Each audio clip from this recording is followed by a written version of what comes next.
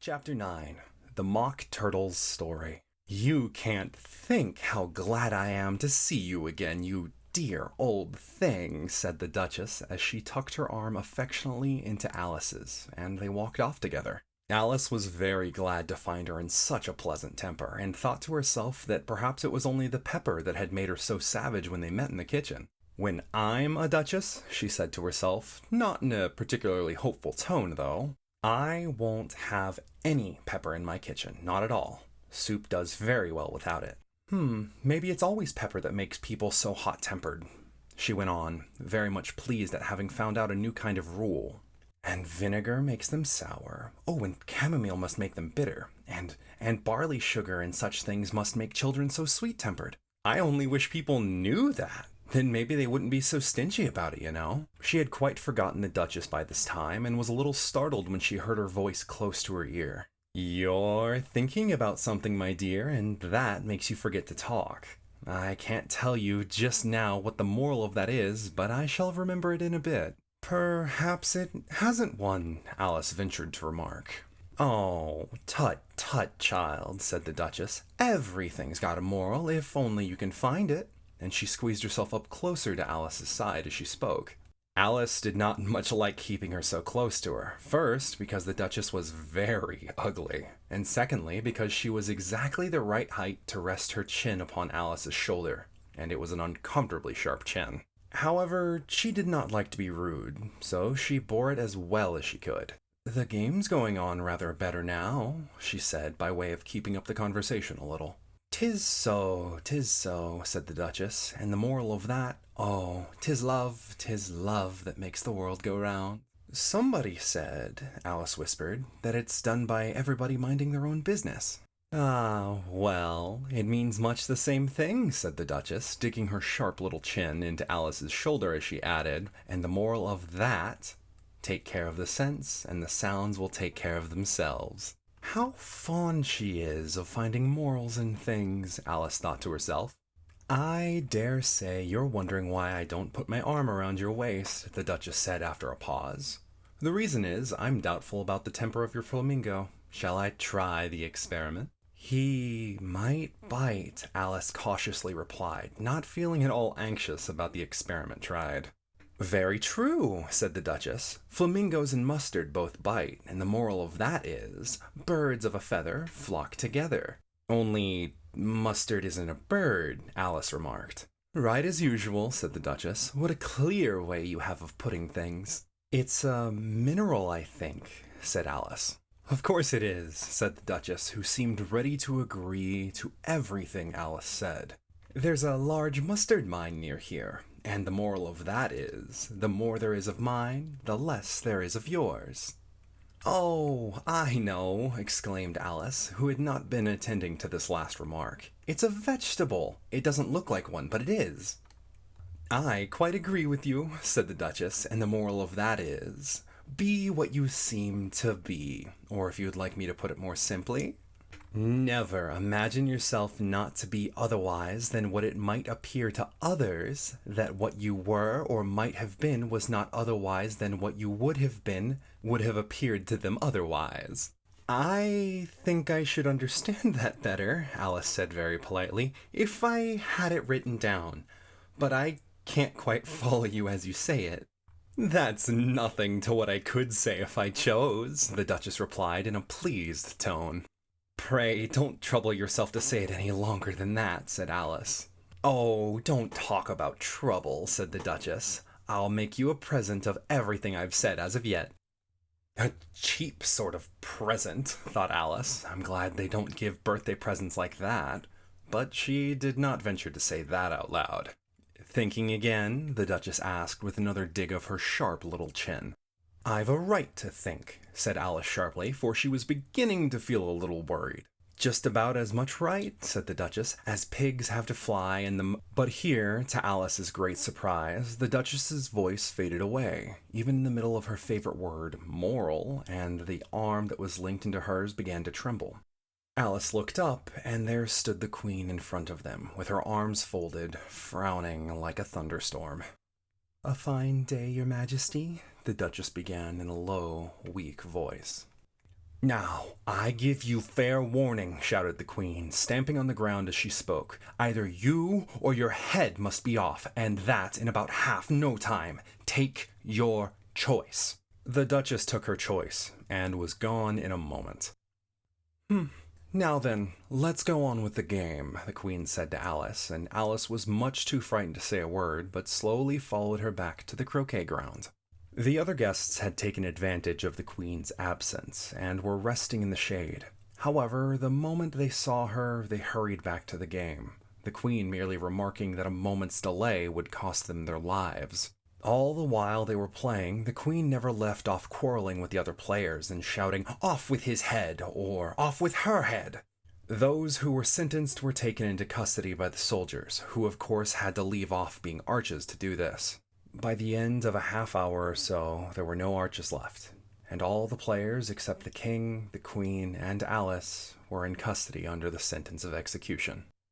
Then the queen left off, quite out of breath, and said to Alice, Have you seen the mock turtle yet?" "No," said Alice. "I don't even know what a mock turtle is." It's the thing mock turtle soup is made from," said the queen. "I've never seen one, or heard of one for that matter," said Alice. "Come on then," said the queen, "and he shall tell you his history." As they walked off together, Alice heard the king say in a low voice to the company generally, "You are all pardoned." "Oh, well, that's a good thing," she said to herself, for she had felt quite unhappy at the number of executions the queen had ordered. They very soon came across a griffin lying fast asleep in the sun. "If you don't know what a griffin is, here's a couple pictures." "Get up, you lazy thing," said the queen, "and take this young lady to see the mock turtle and hear his history. I must go back and see after some executions I've ordered." And so she walked off, leaving Alice alone with the griffin. Alice did not quite like the look of the creature, but on the whole she thought it would be quite as safe as to stay with it as to go after the savage queen. And so she waited. The griffin sat up and rubbed its eyes. Then it watched the queen till she was out of sight. Then it chuckled. "What fun," said the griffin, half to itself, half to Alice. "What is the fun?" said Alice. "Why, she," said the griffin. "It's all her fancy that. They never executes nobody, you know. Come on." "Everybody says come on here," thought Alice as she slowly went after it. "I was never so ordered about in all of my life. Never." They had not gone far before they saw the mock turtle in the distance, sitting sad and lonely on a little ledge of rock. And as they came nearer, Alice could hear him sighing as if his heart would break. She pitied him deeply. "What's his sorrow?" she asked the griffin, and the griffin answered very nearly in the same words as before. "It's all his fancy, that he hasn't got no sorrow, you know. Come on." So they went up to the mock turtle, who looked at them with large eyes full of tears, but said nothing. "This here young lady," said the griffin, "she wants to know your history, she do." "I'll tell it to her," said the mock turtle in a deep, hollow tone. "Sit down, both of you, and don't speak a word till I've finished." So they sat down, and nobody spoke for some minutes. Alice thought to herself, "I don't see how he can ever finish if he doesn't begin." But still, she waited patiently. "Once," said the mock turtle at last with a deep sigh, "I was a real turtle." These words were followed by a very long silence, broken only by the occasional gagging sound from the griffin and the constant heavy sobbing of the mock turtle. Alice was very nearly getting up and saying, "Thank you, sir, for your interesting story," but she could not help think there must be more to come. So she sat still and said nothing.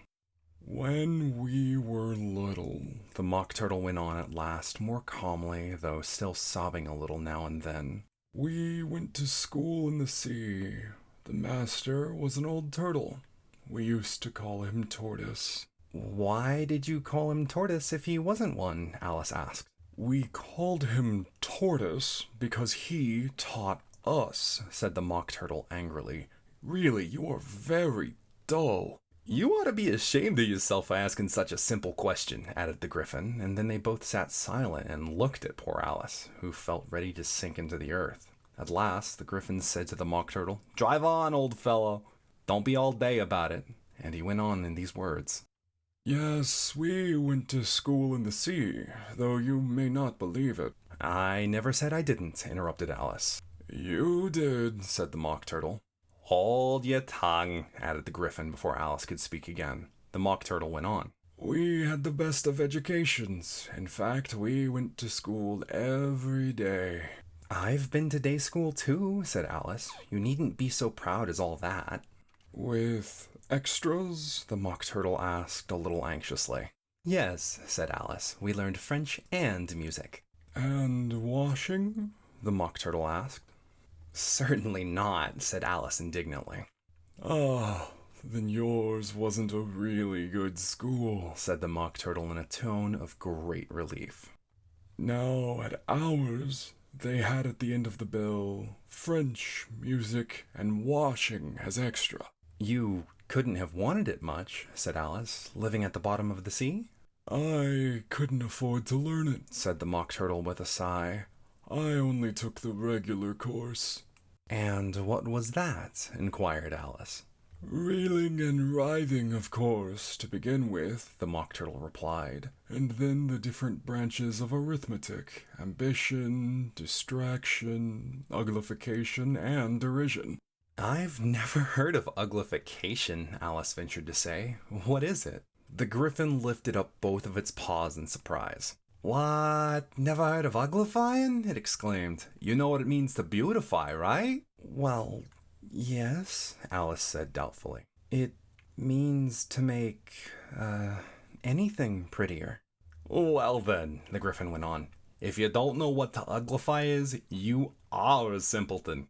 Alice did not feel encouraged to ask any more questions, so she turned back to the Mock Turtle and asked, What else did you learn? Well, there was mystery, the Mock Turtle replied, counting off the subject on his flippers. Mystery, ancient and modern, with seaography, then drawing. The drawing master was an old conger eel that used to come about once a week. He taught us drawing, sketching, and fainting in coils.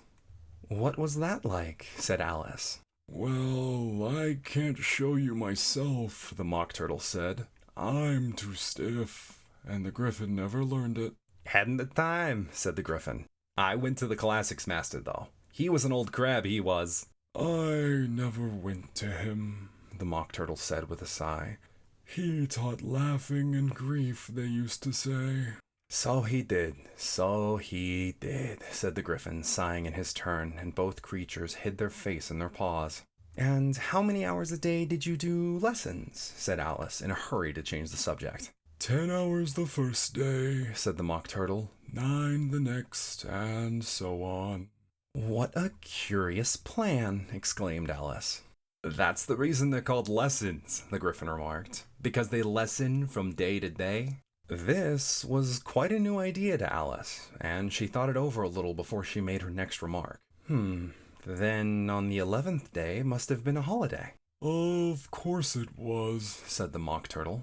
And how did you manage on the 12th? Alice went on eagerly. That's enough about lessons, the Griffin interrupted in a very decided tone. Tell us something about the games now.